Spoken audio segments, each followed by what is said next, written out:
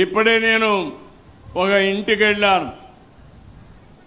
ఆవిడతో మాట్లాడితే ఒక చిన్న టీ స్టాల్ పెట్టుకొని టీ అమ్ముకుంటూ ఇద్దరు పిల్లలుంటే ఆడబిడ్డలుంటే పెళ్ళిళ్ళే వాళ్ళు వెళ్ళిపోయారు. అంత మునుపు పోవాలంటే డబ్బులు కావాలి కాబట్టి వెనకడుగేసేది. ఇప్పుడు ఏ ఇబ్బంది లేదు. నెలకొక్కసారి ఇద్దరు కూతుర్లు ఎక్కడున్నారో అక్కడికి వెళ్ళి 1-2 రోజులు అక్కడ చూసుకొని తిరిగి వస్తా ఉందంటే అది తెలుగుదేశం పార్టీ ఎన్డీఏ ప్రభుత్వం ఈ పేదవాళ్ళకి ఇచ్చినటువంటి వరం. ఒకప్పుడు నేనే దీపం పెట్టాను, వంట గ్యాస్ ఇచ్చాను. ఈరోజు దీపం 2 కింద ప్రతి ఒక్కరికి 3 సిలిండర్లు ఉచితంగా ఇస్తున్నామని చెప్పి కూడా నేను మీకు తెలియజేస్తున్నా. అన్నదాత సుఖీభవ 20,000 రూపాయలు ఇస్తాన్నాం. 20,000 రూపాయలు ఇస్తానని కేంద్రం ఇచ్చే 6,000 కాకుండా 14,000 ఇస్తున్నాం.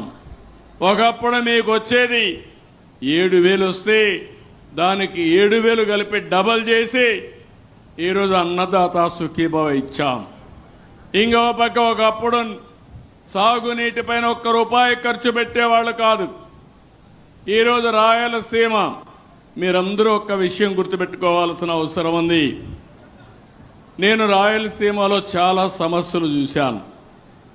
రాయలసీమ ఎవ్వరూ బాగు చేయలేరు, ఇది రాళ్లసీమగా మారిపోతుంది, కరువు సీమగా మారిపోతుందని ఆశలు వదిలిపెట్టిన పరిస్థితి.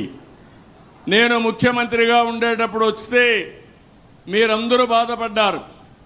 మేము వేరుశెనగ పంటేస్తున్నాం, 10 ఏళ్ళు వేస్తే 2 ఏళ్ళు కూడా రావడం లేదు, 8 ఏళ్ళు ఎండిపోతా ఉంది. కాబట్టి మీరు మాకు కనీసం పెట్టుబడి కోసం ఇన్పుట్ సబ్సిడీ ఇమ్మంటే ఇన్పుట్ సబ్సిడీ ప్రవేశపెట్టా.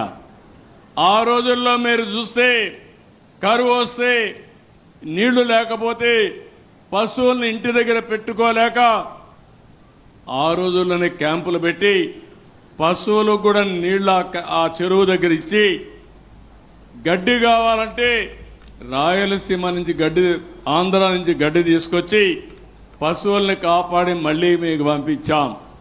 ఒకప్పుడు నేను వస్తా ఉంటే చూసేవాడిని, అనంతపురం మొత్తం ఒక్క చెట్టు కనపడేది కాదు, పంట కూడా కనపడేది కాదు, చెరువులో నీళ్లుండేటే కాదు. ఈరోజు నేను చూస్తే నా ఎంత ఆనందంగా ఉందంటే ప్రతి చెరువు కళకళలాడుతా ఉంది. ఆంధ్రాలో 24 మీటర్ల లోతు నీళ్లుంటే ఈ రాయలసీమలో అనంతపురం జిల్లా సత్యసాయి అనంతపూర్లో 10 మీటర్లకు తగ్గింది. నేను దాంతో తృప్తి పడలేదు. రేపు రాబోయే రోజుల్లో 3 మీటర్లకు తీసుకొస్తాం. ఒకప్పుడు మీరు గుర్తుపెట్టుకోవాలి, నేను ఆ రోజు పంట కుంటలు మాట్లాడాను,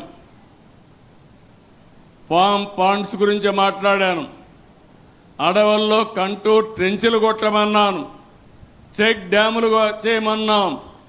అవన్నీ చేస్తే నన్ను అమాయకుడుగా ఎగతాళి చేసే పరిస్థితికి వచ్చారు. ఈరోజు భూగర్భ జలాలు పెరిగాయి, అడవుల్లో చెట్లు రావడం మొదలుపెట్టాయి.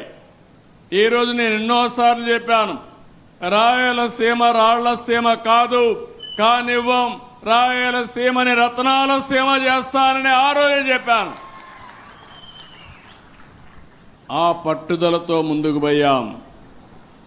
ఒక పక్క సూపర్ 6 ఇతర సంక్షేమ కార్యక్రమాలు ఇచ్చాం, ఇంకో పక్క సాగునీరు, ఎక్కడికక్కడ రిజర్వాయర్లు, ఇంకో పక్క భూగర్భ జలాలు పెంచడం.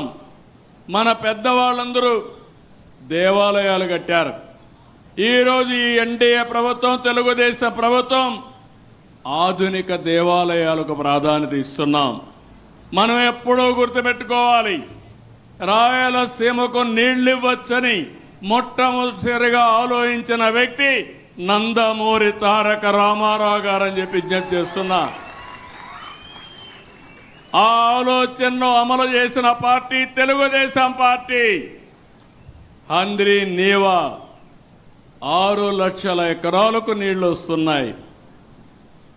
అసాధ్యం అనుకున్నారు, సుసాధ్యం చేశాం. 14, 19, 12 వేల కోట్లు ఖర్చు పెట్టాం. అది ఇక్కడి నుంచి ఒక వ్యక్తి మాట్లాడుతా నా రాయలసీమ అంటాడు. ఏం రాయలసీమ నాకు అర్థం కాదు. నేను కూడా రాయలసీమలో పుట్టా. ఎన్టీఆర్ కూడా ఇక్కడే ఎమ్మెల్యే అయ్యాడు. నిజమైన నాయకులం ఇక్కడ ఈ ప్రాంతం కోసం పనిచేసి కడాన పులివెందలకు నీళ్లు ఇవ్వలేకపోతే ఇప్పుడే ప్రసాద్ గారు చెప్పినట్టు మొన్న మనం వచ్చిన తర్వాత పులివెందలకు నీళ్లు ఇచ్చాం. ఇక్కడ గొడ్డలి, పులివెందల్లో రక్తపాతం. ఇక్కడ అందరి నీవా పులివెందలకు నీళ్లు ఇచ్చే పరిస్థితి. అప్పుడే మా తమ్ముళ్ళు యురేనియా ఉరేసుకొని ఎక్కడ ఇది